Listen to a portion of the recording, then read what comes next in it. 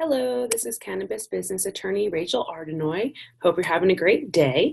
I'm here to share a quick tip on how cannabis businesses can get things done right the first time, avoid pitfalls, and successfully grow their business. Today's tip is about protecting your brand and licensing agreements. Currently, federal trademarks are unavailable for core products of marijuana businesses since a requirement to obtain a federal trademark is that the product is in lawful use in commerce. The product has a lawful use in commerce.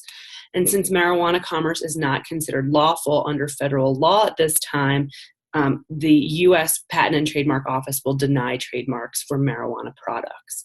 So in Colorado, there are two ways to obtain trademark rights to your brand.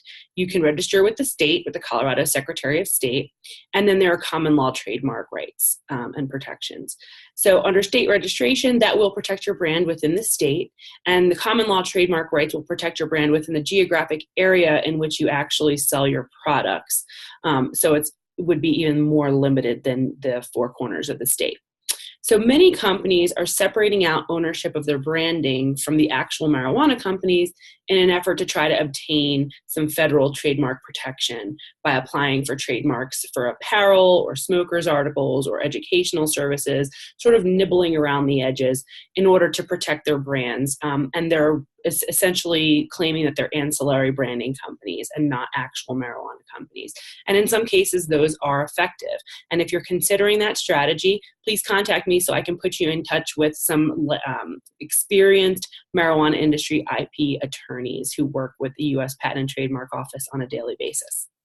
In order to grow nationally, though, without federal trademark protections, many marijuana companies are entering into what's called licensing agreements, where they are working with other licensed marijuana companies in other legal states to utilize their SOPs, to their recipes, their trade dress, and other intellectual property, licensing that to another marijuana manufacturer or cultivator in another state where they can create their products with their branding in exchange for a royalty payment on the sales of those products.